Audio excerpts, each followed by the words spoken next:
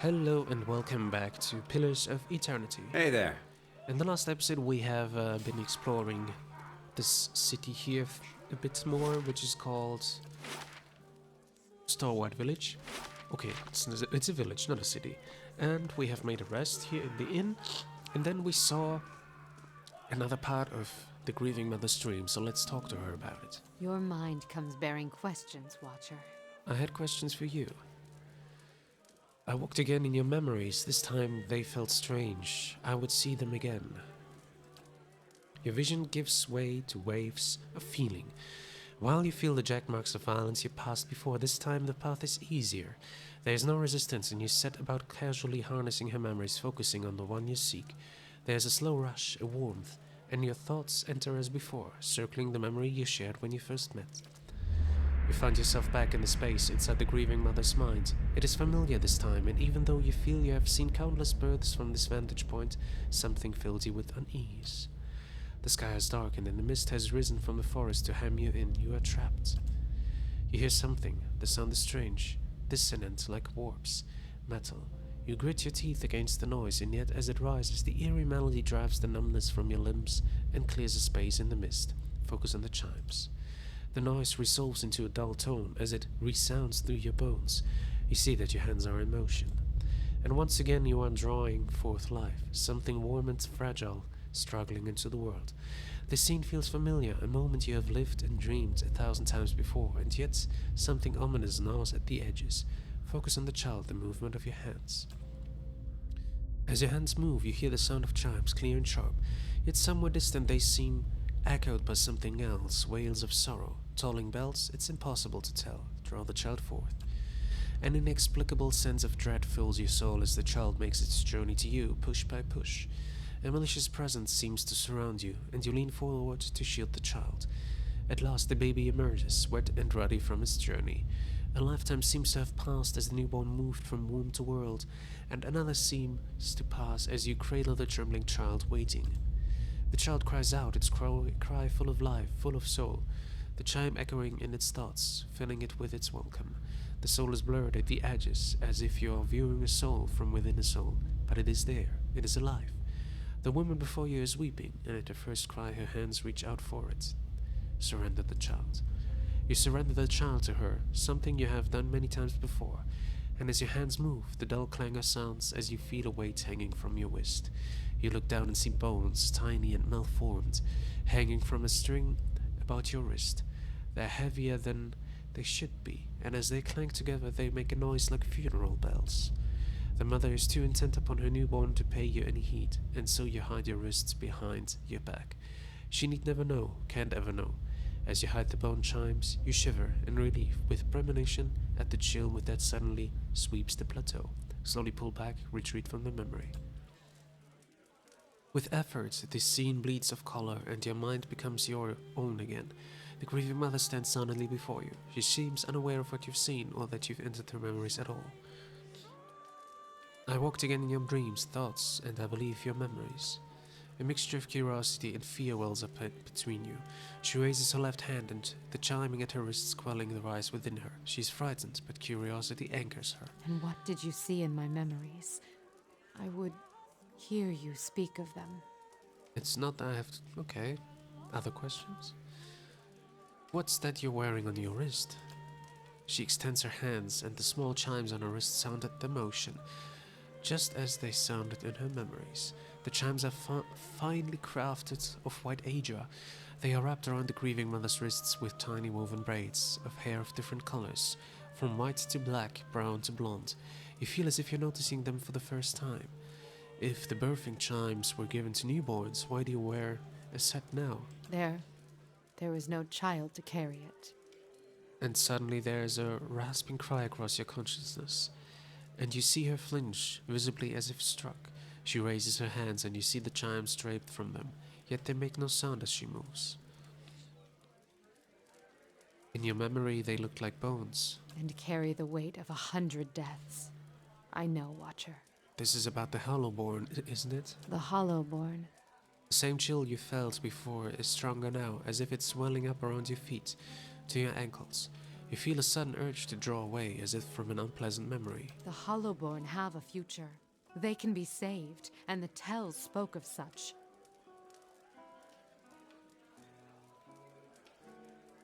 We don't know if that's true, or if they can ever be saved.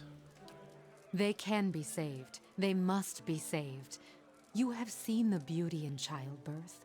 What good came into the world there on the plateau. You helped me recall it. It is a memory we shared. It is the truth.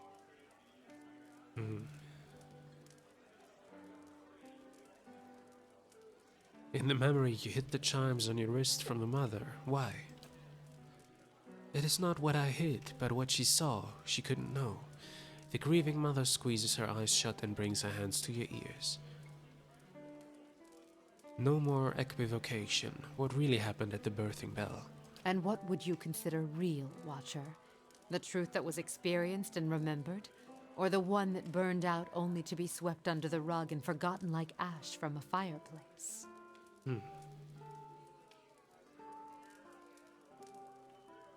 What happened matter. Forgetting it doesn't make it less real. And how much of your own life has been lost to the error of memory? How many loves and betrayals were colored with the false hues of emotion? A pity to wonder how much of your own life happened the way you recall. Well, we should get going again. Dream and memory. This is updated. Where do we have it? Dream and memory. Discover the importance of the disturbing dream. She didn't want to tell me, though. Maybe we'll have to wait a bit. Anyways, I guess it's time now to look around a bit more in this village. This village isn't actually that big, but it takes some time to get through here. Let's go to Taina's house.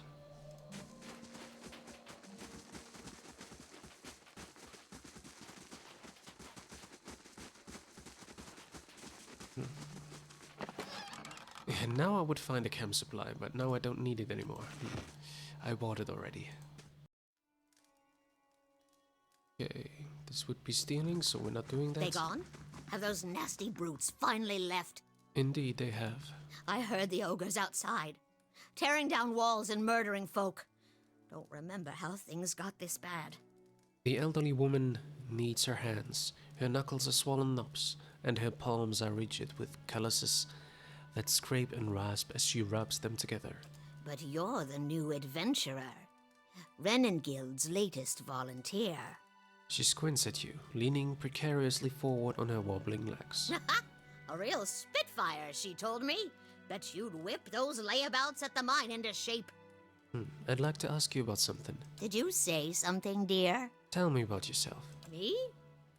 I was the overseer at the mine, back when it was running. Got shut down decades ago when we couldn't sell or ship the stuff. But I still remember plenty about the mining business. And I got as many folk as I can digging out the entrance. She taps her head, a spotted dome under a thinning thatch of hair. Been praying to the salty wench that I don't forget too much afore they finish the job. She winks. That's all. Got to speak up? My hearing ain't what it was. Leave. Alright. What is this? These teeth have been sanded smooth in preparation for carving. Alright, let's see. Let's go. Yeah, I'd like to say hello to everyone, just in case they have any new quests here. This house is burnt down.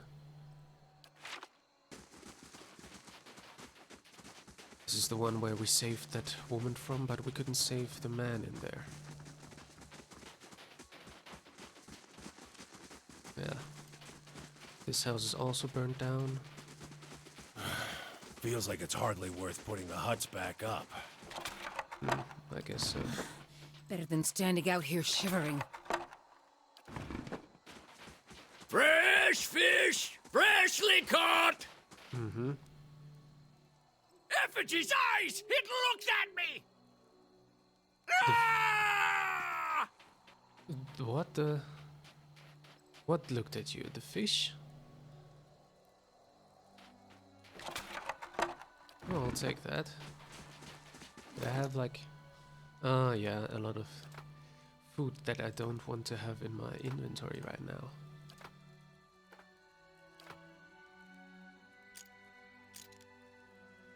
Oh, it can only be 5.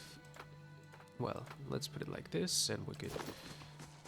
Let's take a look at the fish. A dozen pairs of globular eyes stare up piteously from the discarded heads of the day's catch, awash in a pungent sea of fines and innards. Sift through the fish scraps. Your hand runs up against something round and fleshy that's the size of a melon. It is smooth and scaleless, and part seems to be covered in hair. A discarded head, perhaps, but not of a fish. Pull out the head. With one hand on the other side of the head, you begin to lift it out of the barrel, only to have it leap from your grasp as the head's owner springs over the lip of the barrel in an eruption of fish chunks that rain down over the market stall. Continue. What the fuck? The man who leapt from the barrel stands facing you, nearly naked save for a loincloth and drizzled in fish viscera. He is covered head to toe in scars, tears and punctures, and the thorny imprints of lashings. Most are faded like old memories. Despite that, the condition of the man's body is remarkable, the drooping skin at his flanks and elbows the only evidence of his advanced age. His face is placid, but the rest of him appears prepared for anything. You must forgive, Zahua. I was not expecting you. He looks you in the eye at first, but his gaze drifts now and then, settling on strange parts of your face, as though distracted by new discoveries. If he is at all flustered, he gives no indication. What were you doing in that barrel? Zahua scratches behind his ear, dismayed. Resting my eyes, I thought. Waiting for the Malkachoa to bring me insight. He shakes his head. It would seem I dozed. A good thing my master was not alive to see it. Zahua blinks, leaning in to get a better look at you. His enlarged pupils seem to crowd out his pale irises. Are you real? Well, there's no way to be certain. We shall let the matter rest for now, then. Until the Malkachoa wears off. What is a Malkachoa? A small white mushroom. I have heard it called snowcap in these lands. It can reveal the true nature of many things. And you have a master, you said? The man traces your inadvertent glance at his scars. He smiles politely. A teacher, not an owner. Zahua is a free man. Well, as free as any of us. Still don't understand why you were in that barrel. I was freeing myself from vanity. Did he say sanity or vanity? Consider, how can one be vain who is bathed in the smell of dead fish? There's a proud glint in his eyes. I hardly noticed the smell. I had the idea when I passed this way earlier. I am pleased with the results so far. Okay. He smiles at a woman whose head is swiveled towards him as she passes by, a look of revulsion on her face. Distracted, her toe catches on a stone and she nearly falls on her face. He claps his hands together. Okay. Yes, quite pleased. Do you often smear yourself with fish? Gods, no. What a way to travel the world. The usual way is to smear yourself with the ashes of the dead. But they do not burn their dead here, so I have to make do with what the land provides. He sniffs the air. The cold seems to conquer the smell. Even now, the scent hides itself. Disappointing. Those scars are from battle? Zahua glances down at his body. From battle, yes. I left them upon my enemies. He points at various patches of crisscrossing scars. These were struck against fear. These against pleasure. These against hatred. Those down there against greed and doubt. And these... He points to his face. These were for vanity.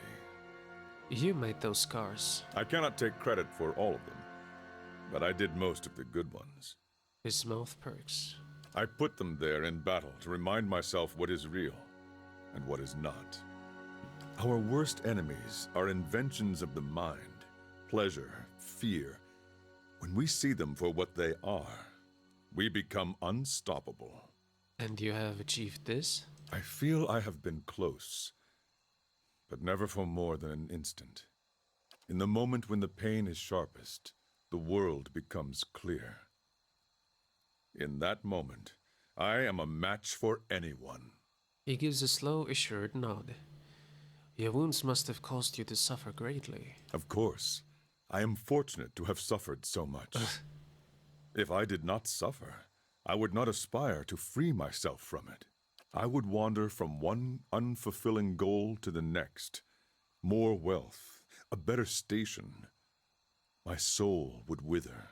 Okay. But to search for a place beyond suffering's reach is to nurture the soul, to harden it against the elements. He clenches his fist in illustration. Suffering is the greatest gift the gods have given us, their most beautiful, perfect creation. It is the hand that turns the wheel. His eyes gleam as though looking upon an old and beloved friend. You don't seem like you're from around here. I was visiting a monastery not far from here. I found it empty, but I met a messenger as I left. He carried a call for aid. Seeing that he would find no monks at the monastery, I chose to go in their place. Zahua is no longer young, but in combat he is still the greatest of the Takan people. It seemed only right that he should go. Well, Stalwart hired me as well. I would not say I am hired. I seek no wage, and I promise no result. Okay. I have chosen a path, and my spoils come from walking it. An uneasy frown settles on his face, almost a wince. And this fortress, this Durgan's battery, its people are gone. Zahua would know why. If you seek the White Forge as well, I could use the help of an experienced warrior. Zahua's face tilts upward, his eyes fixing on the sky. He remains motionless, entranced. At length, he blinks as if awakening and looks back at you. He shrugs cheerily. If one wishes to swim, it is no time to argue with the current. We are here together in this moment because a perfect force has willed it. Who is Zahua to argue? He looks you squarely in the eyes, and for once they do not drift. I will walk with you so long as the gods wish it so. Nice. Let's be on our way. So he's a monk, right? Yes, that means he will be a tank, right? He will be in front fights. So I'll have to take him instead of Idea, right? Just let me check on the internet if he isn't supposed to be, because I don't want to make a mistake. Zahua as a tank. Yeah.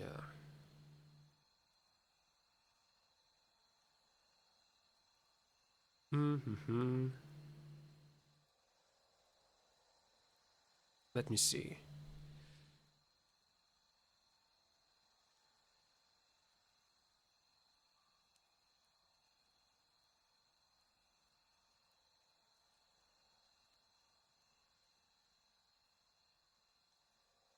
Well, definitely front fighter. I'm gonna take him now. See you when I see you. As the tank for us, and if it's not going well, then I will switch it up again. Of course, it's a level up. Give me a second to switch up here.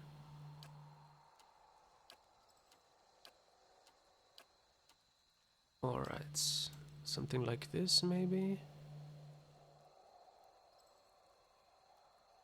Yeah, I think this is the way. Otherwise, I would have to put... Oh, wait a second. Oh, it was like this before, I think. Yeah, it was something like this. Maybe let's put the mage here so that... Yeah, I think that's good. Hey there. Now we'll have to do level ups for him.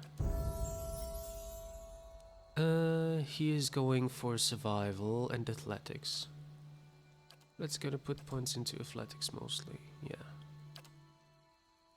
Then talents. Lowers the monk's wound threshold, allowing him or her to gain wounds at faster rate. Ah, this is the way, like, the more he gets hit, the stronger he gets. Isn't that a bit toxic? I would think so, but well. The monk immediately inflicts enough raw damage on himself or herself to gain a wound. Modification of the soul. Uses 1 wounds, okay. Acolyte's Radiance. Once faith in the gods has allowed this character to unleash a wave of spiritual energy similar to a priest's holy radiance. Yeah, this is something we need for sure. But I'm going for the lesser wounds for the moment. And then I'm going for survival, because we need both survival and athletics. Swift strikes. The monk's hands become a frenzied blur of attacks, increasing their attack rates for a brief period. Turning wheel. The monk is able to channel physical pain into pure energy and redirect it at his or her attackers. While the monk has wounds, he or she adds a proportional fire bonus to melee damage. Burn damage, okay. That might be good here now in the winter. Long stride. Intense practice and years of study enable the monk to move with confident fluidity in battle. During combat, the monk's movement rate is significantly increased. Oh, that's nice. But I think attack speed would be better. Force of Anguish. A powerful attack that knocks the target back at significant distance if the attack is successful. Target bumps others out of the way and bounces off hard surfaces like walls before ending up prone. Also nice, but I think I'll go with Swift Strikes for the moment. Next level. Athletics this time. Oh, Lightning Strikes. Damages shock. Mortification of the Soul. Acolyte's Radiance. Acolyte's Radiance is something I will need for sure, but I'm going for Mortification of the Soul, so he has wounds already. Survival. Turning Wheel, burn damage. Long strike, move speed, stunning blow. Clarity of Agony, duration of hostile effects, Force of Anguish. Powerful attack that knocks the target back. Ah yeah, that was that one. Stunning blow, head targeting strike, designed to disrupt enemies, ability to react. Enemies hit by successful attacks are stunned, that's also nice. Soul Mirror calls upon the power of the monk's psyche, reflecting half of ranged missiles, targeting only the monk back to their point of origin. Only attacks resulting in a miss have a chance to be reflected back, I see. That might be good, but I'll go for the turning wheel for now. Fire damage. Survival and athletics. Should I go for the Acolyte's Radiance? What do I have for defensive? Reflex might be good, because you will not get hit. Actually, you should get hit, because then you get wounds, right? Bull's Will. Body Control. Body Control might be good. Unstoppable. Cautious Attack. Maybe I'll go for Unstoppable, so he cannot get... yeah, done like this. Next, Survival. Wow, so many things now. Rooting Pain, Crush Damage, the Long Pain, Summon Weapon, Long Pain Fist, Summon Weapon, Long Pain Fist for 30 seconds. The monk becomes capable of projecting force from his or her fists, inflicting damage at long range. I don't think I want to go long range, he should be in close range there. Duality of Mortal Presence. The monk gains 2 mortal abilities that allow him or her to switch between a bonus to deflection and a bonus to all other defenses. Deflection or all defenses except deflection.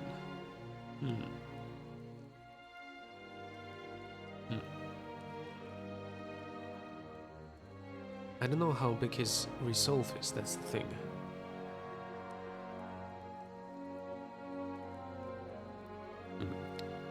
Maybe I'll go for deflection, but I would like to go for more offense in this case now. Stunning blow, maybe, yes. Next level. Athletics. And now... Lightning Strikes. Swift Strike, hit by the attack to take additional shock damage. Why not go for that?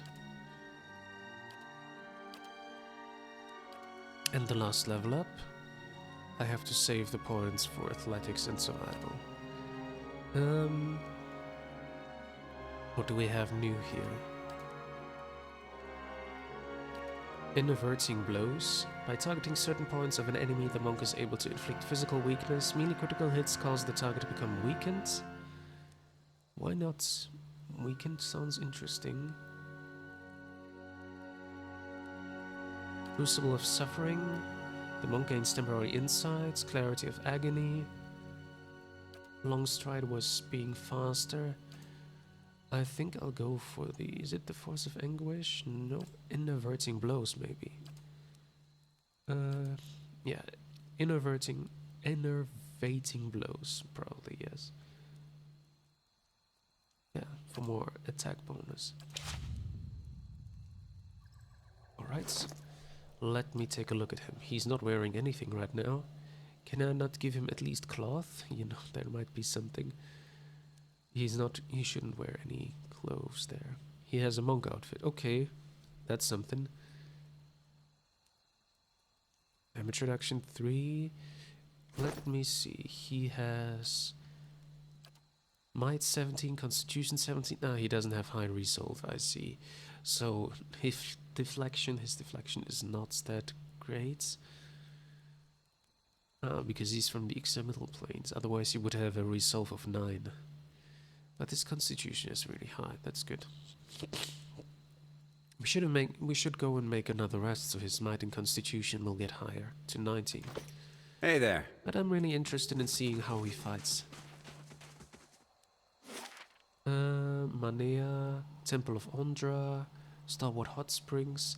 Let's go back to the Crafts Rest, take a rest, and then we're gonna check out the rest of the village. Me and Sledge are thinking about heading down, joining a caravan over to Dawning. Dawning? What for? You like your ogres bigger?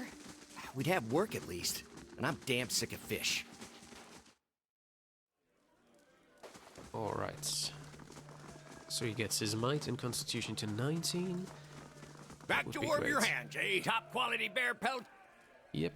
Dexterity, might, constitution. Let's go for that.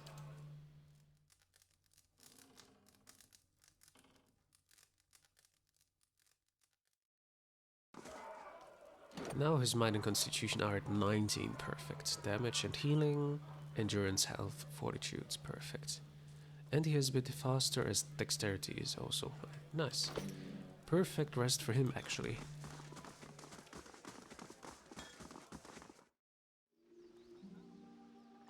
These are the hot springs. I don't know if there's anything we can do. Like, if we could bathe in them. Well, we are not able to go inside of them. A wrath spell, that's something. Okay. Let me just go up here and see if there's... Nope. There's no way of going inside of there. Oh, a latrine. And this villager is waiting for someone to come out, probably. Thirsk's house. This is where we should have gone as well, yes. Let's go inside of there. But before we're gonna loot this meat. Alright, let's head inside. Alright, I don't want to steal anything, I want to talk to Must Thirsk. be soon. 2 days, no more. This dwarf is busy staring into the fire, slowly puffing away on his pipe. As you greet him, he's visibly startled and his pipe clatters to the floor. Sorry. Didn't hear you come in. My ears aren't what they used to be. Aren't you looking directly to the door? Why didn't you see us? He stoops, wincing to retrieve his pipe. When he rises again, he has a hand against his side. Who are you? I'm Thiersch. I've lived here Thiersch. long enough that Kith have started calling me the Old Hunter. And that's about all I can say for myself. Are you hurt? Wasn't the ogres, I can tell you that. Put a few arrows in one of those and they generally have the good sense to back off. But I've been hunting this wolf for near a year now. A man-eater. Cunning, nasty thing. Every time I get close, it just slips away. The beast has already claimed many lives. The first victim was my son, Saldrin. Thiersch looks down at his pipe for a moment, features hardening. Zahua leans in eagerly. Go on. Thiersch furrows his brow a moment, but continues anyway. Got the better of me this last time. Distracted me long enough for one of its kin to turn up. Nearly bit me clean in half. I'm a few weeks out from trying again. You said this thing is a wolf. No ordinary wolf. A monster. This creature is big. And I see the signs it leaves behind.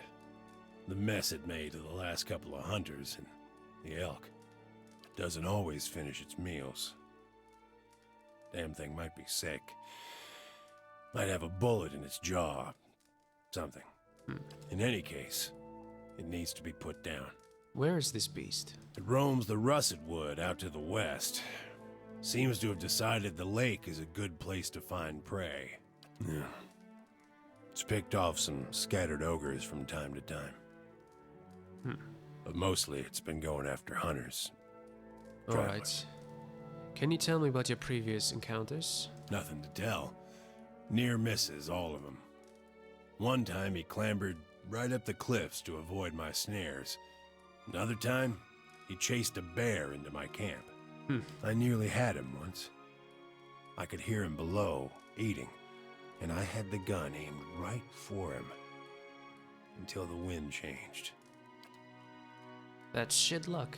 He charged headlong into the tree to get at me. Nearly knocked me off my perch. And when I righted myself, he was gone.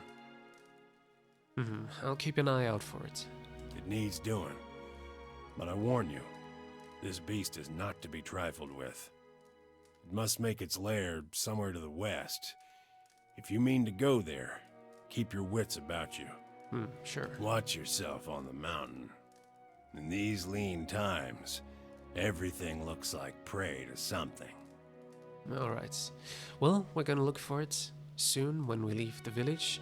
But before that, I have some questions for you. But we're gonna do that in the next episode. So thank you for watching, and I hope to see you in the next episode of Pillars of Eternity. Until then, bye-bye.